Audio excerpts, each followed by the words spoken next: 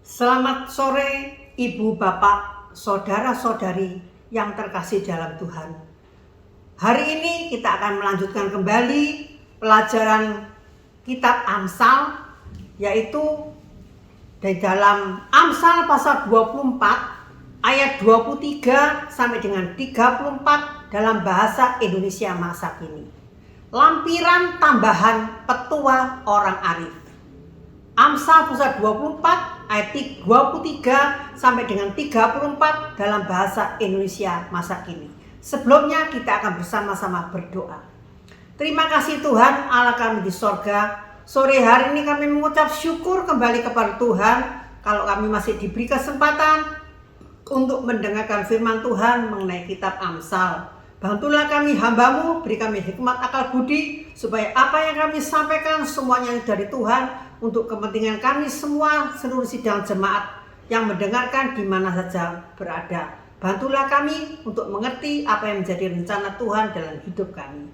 Dalam nama Tuhan Yesus kami berdoa dan mengucap syukur. Amin. Amsal pasal 24 ayat 23 sampai dengan 34. Kita akan membahas ayat demi ayat ya. Keputusan dalam pengadilan. Kita membaca dalam kitab Amsal pasal 24 ayat 23 sampai dengan 26 dalam bahasa Indonesia masa kini. Orang-orang arif pernah berkata begini, hakim tidak boleh berat sebelah. Jika orang bersalah dinyatakannya tidak bersalah, maka hakim itu akan dikutuk dan diumpat oleh semua orang. Tetapi hakim yang menghukum orang bersalah akan bahagia dan dihormati. Jawaban yang tepat adalah tanda persahabatan sejati. Amin. Berbahagialah orang yang mendengar firman Tuhan, melakukan di dalam kehidupan sehari-hari dan menyimpannya. Ini pelajaran bagi orang bijak, yaitu bagi para raja dan para hakim. Sebagaimana rakyat harus melaksanakan kewajiban dan taat kepada para penguasa, demikian juga para penguasa harus melakukan kewajiban mereka dalam menjalankan keadilan kepada rakyat, baik dalam membela raja maupun dalam memutuskan perkara-perkara di antara berbagai pihak. Dalam sidang pengadilan, seorang hakim harus berkata jujur dan memperlakukan kliennya dengan adil sesuai dengan undang-undang yang berlaku. Seorang hakim tidak boleh pandang bulu, artinya tidak boleh mengasihi yang satu, membenci yang lain. Khususnya bila kliennya adalah orang yang kaya, yang berkuasa, dan orang yang miskin. Pada zaman Israel kuno, ada 3 jenis administrasi pengadilan yang resmi, yaitu pengadilan istana. Yang menjadi hakim adalah raja atau pejabat yang ditunjuk raja. Keluaran pasal 2 ayat 14, 2 Samuel 15 ayat 15, 1 Raja pasal 3 ayat 16 sampai 28. Nanti ibu bapak saudara-saudari baca di rumah ya. Nah, inilah contohnya pengadilan istana pada zaman kuno. Yang kedua, tadi yang pertama pengadilan istana. Yang kedua pengadilan rumah ibadah. Yang menjadi hakim adalah imam-imam yang diadili masalah-masalah dalam ibadah, kesucian moral. 2 Raja-Raja pasal 17 ayat 27, 2 Tawarikh pasal 18 ayat 8 sampai dengan 11. Nah, inilah tempat pengadilan Yesus, pengadilan rumah ibadah. Dan yang ketiga, pengadilan suku. Hakimnya adalah para tetua. Keluaran pasal 18 ayat 22 dan 26, Bilangan pasal 22 ayat 16 sampai dengan 30. Bila seorang hakim membenarkan orang yang melakukan kesalahan, berarti keputusan hakim tidak adil. Akibatnya hilangnya kepercayaan masyarakat akan hukum, pengadilan, dan kesetaraan hak manusia. Hakim yang seperti itu akan mendapatkan kutukan dari siapa? Dari masyarakat. Orang Israel percaya bahwa kutuk yang diucapkan disertai dengan kuasa ilahi yang akan mengakibatkan orang yang dikutuk itu akan celaka, bahkan binasa. Sebaliknya, para hakim yang memberi keputusan dengan adil dan benar diterima oleh orang yang tidak bersalah itu bagaikan menerima kecupan di bibir. Selanjutnya, persiapan pendirian rumah atau pernikahan. Amsal pasal 24 ayat 27. Janganlah mendirikan rumah tangga sebelum kau menyiapkan ladangmu dan mempunyai mata pencaharian. Pengajaran ini ditujukan kepada seorang petani muda bukan dari golongan atas. Tujuannya ialah untuk persiapan pernikahan atau pembangunan rumah. Tanaman utama yang ditanam di ladang adalah gandum dan anggur. Di dalam Ulangan pasal 7 ayat 13, Nehemia pasal 5 ayat 11, dan ternak yaitu domba dan kambing. Seseorang yang bekerja di ladang harus bekerja keras sampai yang dilakukan selesai dan mendapatkan hasilnya. Pekerjaan di ladang itu sangat sulit karena keterbatasannya tanah yang ditanami. Airnya harus berbagi, perampok juga sering menjara. Yang mengerjakan ladang hasilnya harus bisa mencukupi untuk seluruh kebutuhan keluarga yang dibentuk. Termasuk apa? Makanan, pakaian, bangunan, rumah, dan kebutuhan pokok lainnya. Kalau orang itu bermalas-malasan, akan menjadi miskin. Inilah contoh-contoh gambar orang yang malas. Dalam bekerja di kantor, ngantuk, bermalas-malasan. Yang lainnya giat bekerja, dia santai-santai. Jadi kemalasan akan menghadirkan kemiskinan. Membangun rumah tangga membutuhkan dukungan finansial.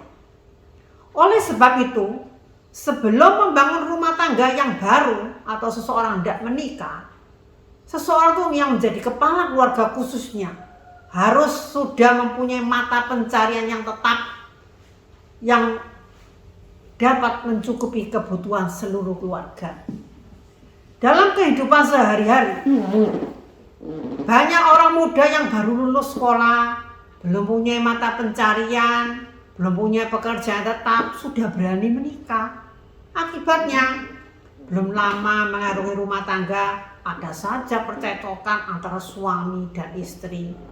Rumah belum punya, masih campur dengan orang tua, dengan mertua. Akhirnya apa? Timbul gesekan, timbul percekcokan antara suami dan istri, antara menantu dengan mertua.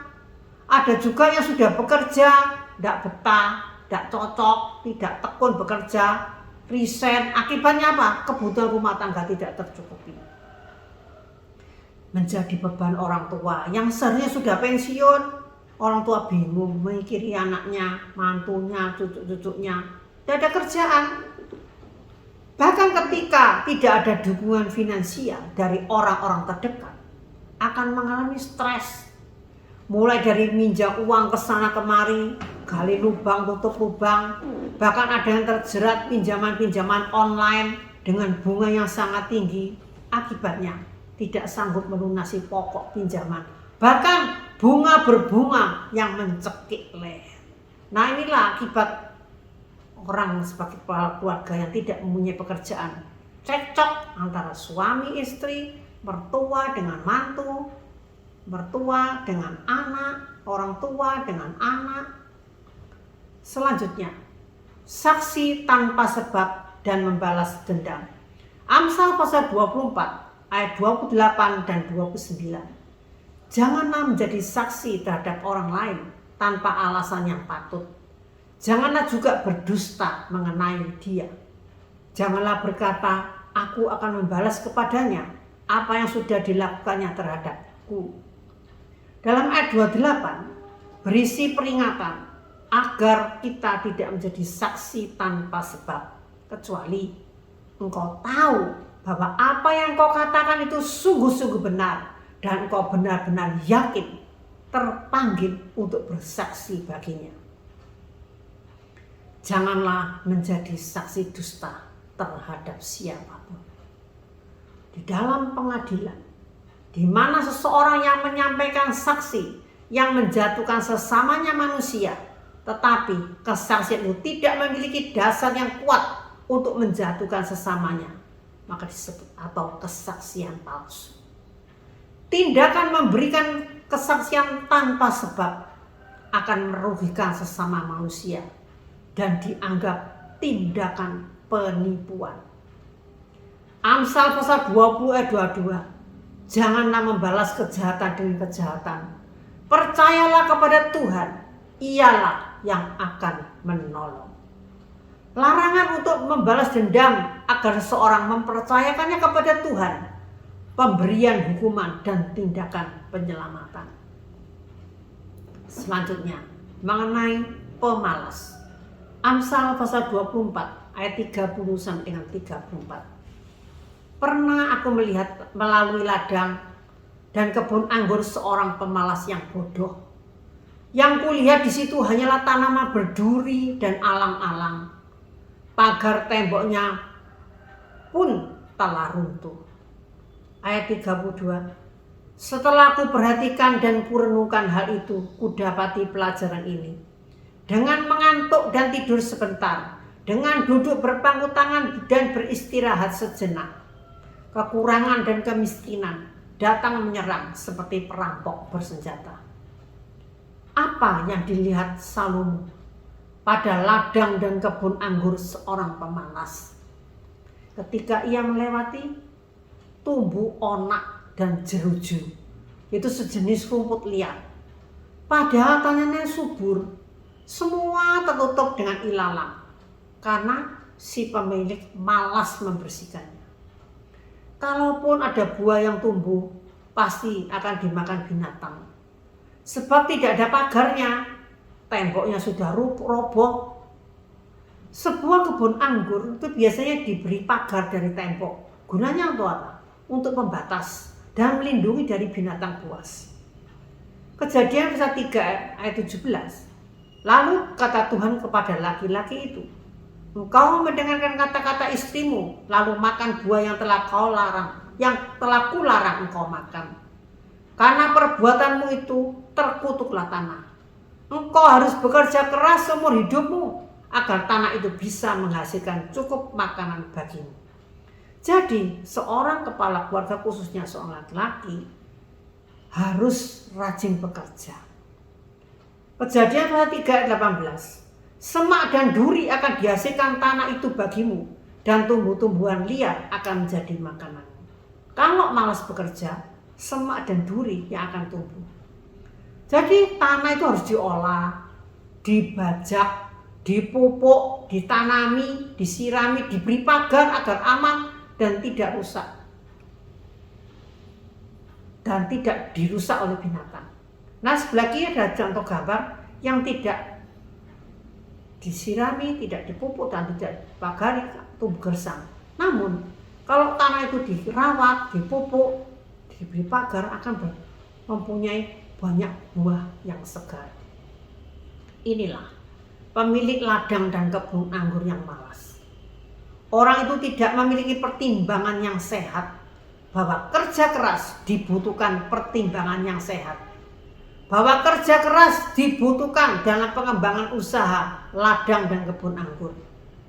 Orang ini juga mempertimbangkan dampak dari kemalasannya terhadap ladang atau kebun anggurnya, terhadap dirinya dan terhadap keluarganya. Karena pemeliharaan kebun anggur membutuhkan modal yang besar, kerja keras dan keseriusan. Hasilnya buah anggur yang sangat berharga menjadi milik dari pemilik tanah itu. Karena si pemilik biasanya memelihara dengan keberanian berkorban dalam hal dana dan tenaga. Orang bijak menggunakan kebun anggur sebagai ilustrasi bagi pengajaran tentang pemalas sebagai lawan bagi orang yang wirausaha. Sikap hidup orang yang malas dihubungkan dengan kecenderungan untuk tidur. Dalam kitab Amsal ada 14 kali ditulis mengenai orang yang malas. Amsal pasal 6 ayat 6 sampai dengan 11, pasal 10 ayat 26, pasal 13 ayat 4, pasal 15 ayat 19, pasal 19 ayat 24, pasal 20 ayat 4, pasal 21 ayat 25, pasal 22 ayat 3, pasal 24 ayat 30, pasal 26 ayat 13 sampai dengan 16. Nah, ini contoh orang malas, sedikit ngantuk, tiduran di sofa, di kantor pun ngantuk. Seorang pemalas yang terus-menerus ngantuk, intelektualnya juga melemah. Ia tidak hanya tidak bersedia bekerja karena malas, tetapi ia memang tidak lagi mampu mengantisipasi kesulitan dalam pekerjaan dan mencari solusinya. Kemiskinan akan dialami sehingga sampai tidak dapat mencukupi kebutuhan sehari-hari. Amsal pasal 24 ayat 33 dalam TB terjemahan baru. Tidur sebentar lagi, mengantuk sebentar lagi, melipat tangan sebentar lagi untuk tinggal berbaring. Di dalam ayat 33 sebanyak 3 kali digunakan kata sebentar lagi. Artinya apa? Waktu singkat. Si pemalas baru saja bangun tidur tetapi sudah mengantuk lagi. Karenanya bergegas ia bersiap-siap tidur lagi. Ini kontras dengan sikap orang yang rajin. Bagaimana orang yang rajin? Dalam kitab Pengkhotbah pasal 4 ayat 4 sampai dengan 5. Aku tahu juga bahwa manusia bekerja begitu keras hanya karena iri hati melihat hasil usaha tetangganya. Semua itu sia-sia belaka, seperti usaha mengejar angin. Konon, hanya orang bodoh saja yang duduk berpangku tangan dan membiarkan dirinya mati kelaparan. Apa dampak dari seseorang yang malas bekerja? Amsal pasal 6 ayat 6 sampai dengan 11. Orang yang malas itu harus memperhatikan cara hidupnya semut dan belajar daripadanya. Semut tidak punya pemimpin, tidak punya penguasa atau pengawas. Tetapi selama musim menuai, mereka mengumpulkan bekal untuk musim paceklik. Sampai kapan si pemalas itu mau tidur? Kapankah ia bangun-bangun? Ia duduk berpangku tangan untuk beristirahat. Dan ia berkata, aku tidur sejenak. Aku mengantuk. Tetapi sementara ia tidur, ia ditimpa kekurangan dan kemiskinan yang datang sebagai perampok bersenjata. Ini berlaku bukan hanya pada urusan duniawi yang menunjukkan betapa memalukan orang yang malas bekerja, tetapi juga dalam bidang rohani. Jiwa kita diibaratkan ladang dan kebun anggur yang perlu dirawat dan dijaga dengan baik sehingga dapat mengeluarkan buah-buah yang baik. Tuhan akan meminta pertanggungan jawab dari kita. Seringkali hidup kita tertutup oleh onak dan jeruju atau rumput liar, berupa segala nafsu kedagingan, kesombongan, ketamaan, kebencian, dan iri hati. Seperti ladang dan kebun anggur yang tidak ada pagarnya akan diganggu binatang buas. Demikian juga hidup kita. Jika dosa menguasai kehidupan kita, maka hidup kita bukan memuliakan nama Tuhan, tetapi memalukan nama Tuhan. Yang menjadi perenungan kita sore hari ini. Seringkali kita menjumpai hakim yang tidak adil. Firman Tuhan mengingatkan agar kita berlaku jujur dan adil, baik bagi yang menjabat sebagai hakim maupun yang bukan, dalam mengambil setiap keputusan. Tuhan Yesus adalah hakim yang adil. Kelak semua manusia akan memberi pertanggungan jawab kepada Sang Hakim yang adil. Sebab itu kita harus berhati-hati dalam setiap langkah dalam kehidupan kita, apapun profesi kita. Sebagai anak Tuhan, hendaklah kita rajin bekerja, baik dalam bidang jasmani maupun rohani.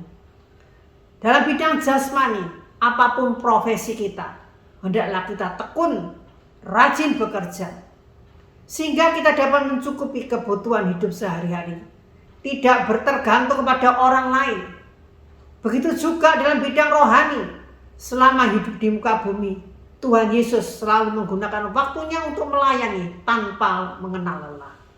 Selagi masih ada waktu, selagi masih ada kesempatan, marilah kita menggunakan waktu yang ada untuk melayani Tuhan dengan giat, tekun, setia, dan penuh tanggung jawab kepada Tuhan. Amin. Mari kita berdoa. Terima kasih Tuhan, sore hari ini kami mengucap syukur kalau kami diingatkan sekali lagi melalui firman Tuhan. Ajarlah kami menjadi orang-orang yang rajin, baik dalam bekerja di bidang jasmani maupun di bidang rohani. Dalam setiap tindakan kami harus berlaku adil dan jujur. Baik kami sebagai yang profesi sebagai hakim maupun kami sebagai orang biasa. Di dalam menentukan setiap langkah dalam hidup kami, ajarlah kami berlaku adil dalam setiap tindakan kami. Sebab Tuhan yang mengawasi dalam setiap tindakan kami. Berilah kami hikmat akal budi yang dari sorga, supaya kami dapat melakukan apa yang menjadi kehendak Tuhan melalui firman-Mu sore hari ini, dan kami bisa, oh Tuhan, memilah-milah mana yang baik, mana yang jahat, sehingga yang jahat kami tinggalkan dan kami boleh berjalan melalui jalan Tuhan, hidup benar, takut akan Tuhan. Terima kasih Bapa. Dalam nama Tuhan Yesus kami berdoa dan mengucap syukur. Amin.